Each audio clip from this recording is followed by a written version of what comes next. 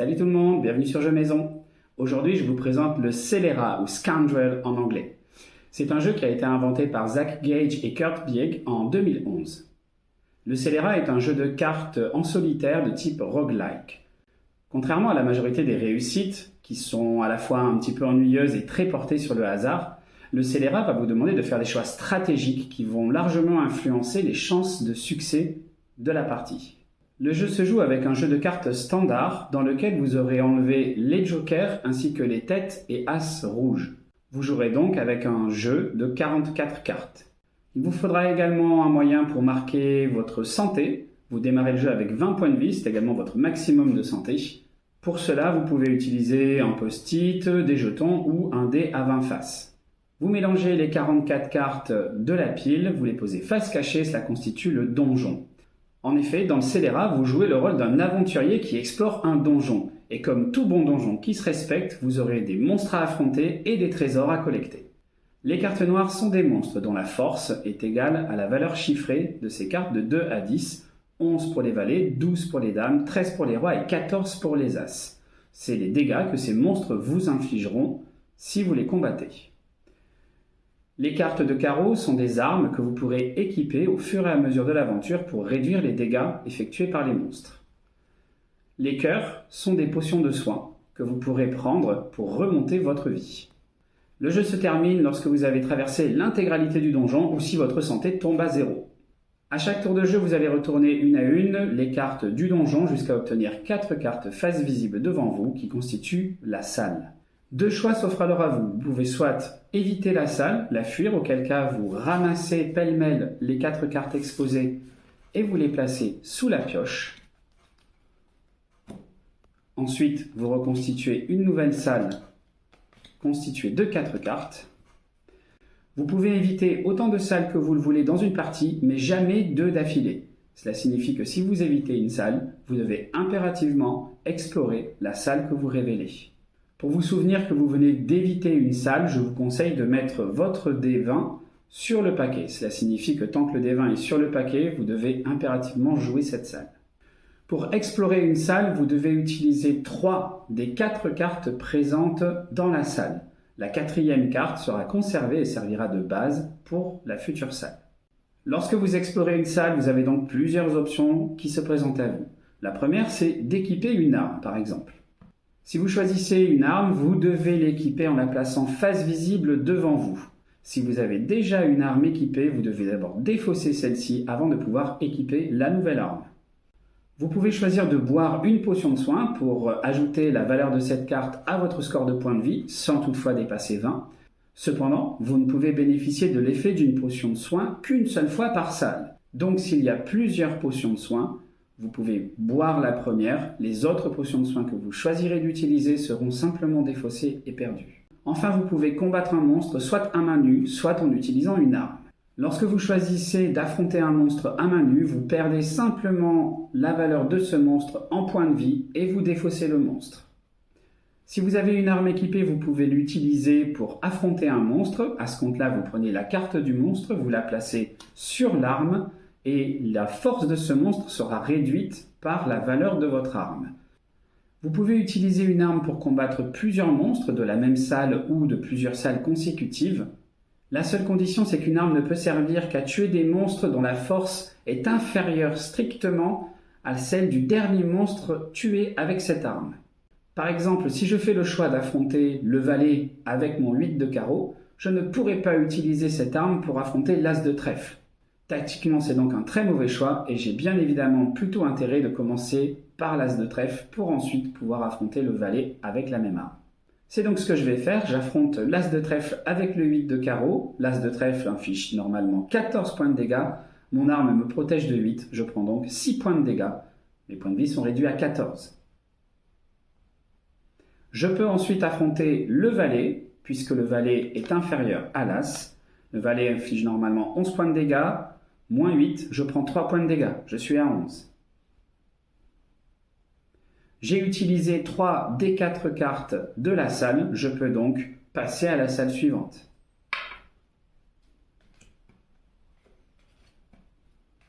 Voilà, dans la suite de cette vidéo, je vais continuer cette partie. Restez avec moi si vous souhaitez voir si oui ou non on va parvenir à explorer ce donjon.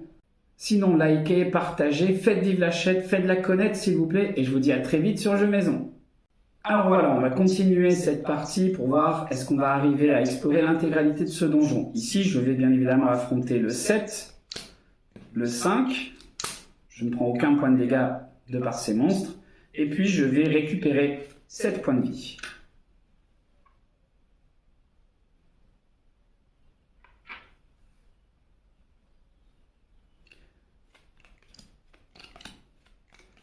Je dévoile 3 nouvelles cartes. Ici, j'ai 2 potions de soin, une arme et un valet. Je pense qu'il est stratégiquement plus intéressant de fuir cette salle. En effet, cela me donne des cartes intéressantes à exploiter à la fin de la partie. Je me retrouve avec une salle qui comporte 3 monstres assez puissants et une arme plutôt faible. Je ne peux pas fuir cette salle. L'arme que j'ai actuellement équipée ne me permet pas d'affronter ces monstres. Je dois donc soit faire le choix de supprimer cette arme pour équiper un 2, soit les affronter à main nue. Je vais faire le choix donc de déséquiper mon arme et d'équiper le 2 de carreau, avec lequel je vais affronter le 10 pour 8 points de dégâts, puis le 7 pour 5 points de dégâts.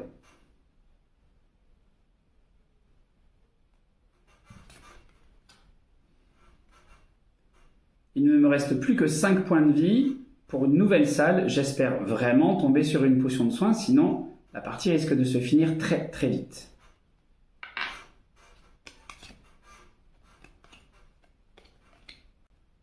Dans la salle suivante, j'ai effectivement une potion de soin qui est assez forte, mais 3 monstres très puissants. Je sais que je ne pourrai pas les affronter à main nue. J'ai donc tout intérêt de fuir cette salle.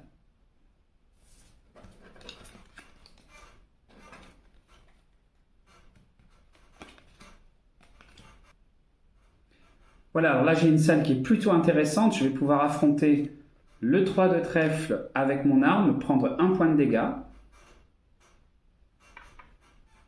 Puis faire le choix de récupérer 10 points de vie. Et enfin défausser cette arme pour équiper le 4 de carreau qui est un petit peu plus puissant. Je dévoile donc 3 nouvelles cartes pour une nouvelle salle. Je vais probablement faire le choix de récupérer 5 points de vie.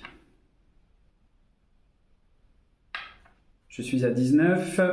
Je vais affronter le 2 de pique à main nue. Je suis à 17. Puis je vais probablement changer d'arme, parce que là j'ai un 9 de carreau, c'est une arme très puissante. Je dévoile 3 nouvelles cartes.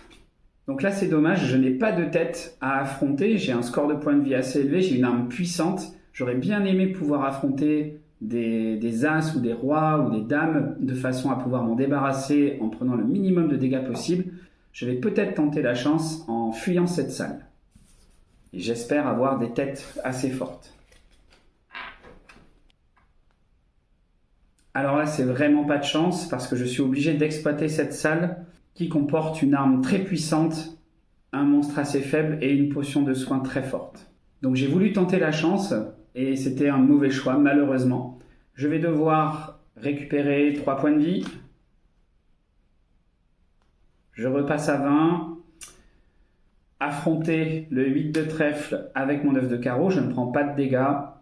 Et malheureusement, ou bien je perds une potion de soin assez puissante, ou bien je dois équiper cette arme, quitte à me défausser du 9 de carreau.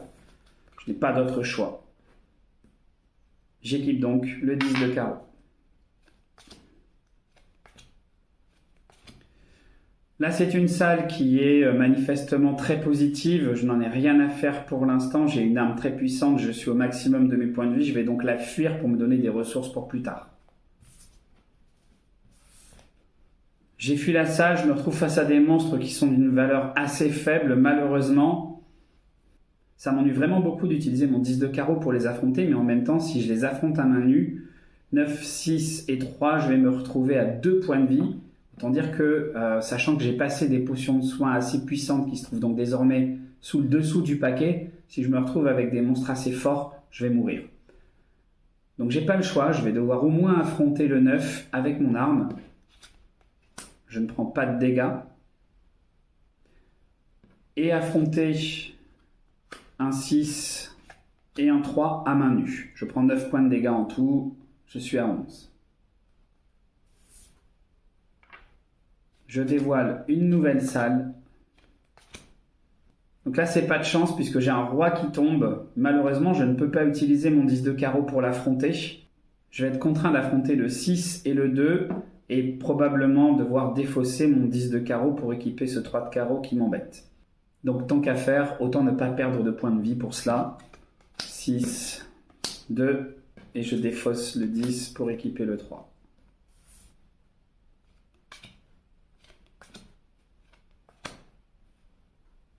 Donc là, si je choisis de combattre le roi, par exemple, avec le 3, je prends 10 points de dégâts, je me retrouverai à 1. Autant dire que les autres monstres de cette salle vont me pulvériser. Je vais donc faire le choix de fuir la salle.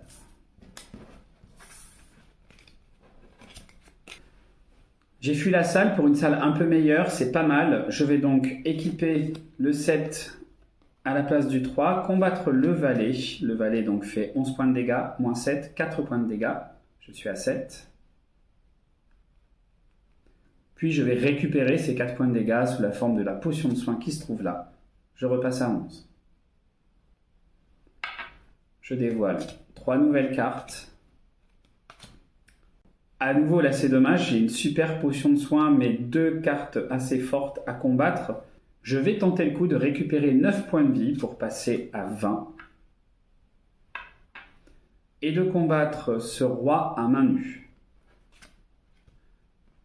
Il m'inflige 13 points de dégâts, je suis à 7. Je ne peux pas combattre la dame à main nue, sinon je vais mourir. Donc je fais le choix de défausser ce 2 de cœur puisque j'ai déjà bu une potion de soin.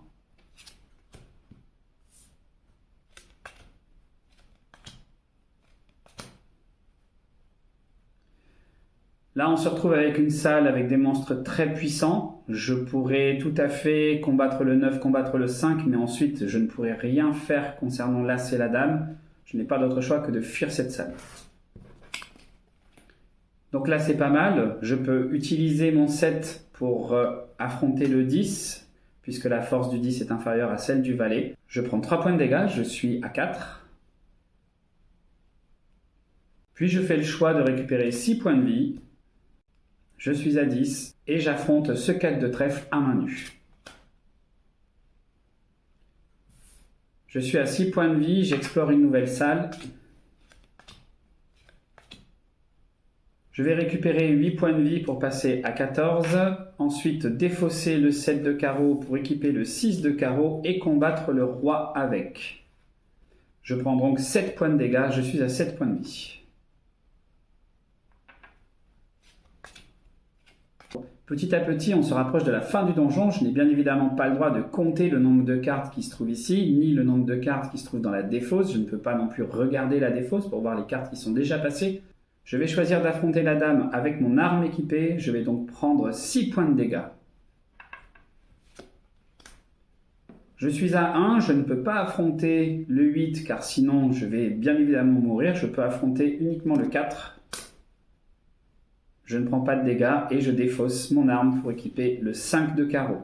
Autant dire que si dans la salle qui suit, j'ai pas de potion de soin, ça va être très compliqué.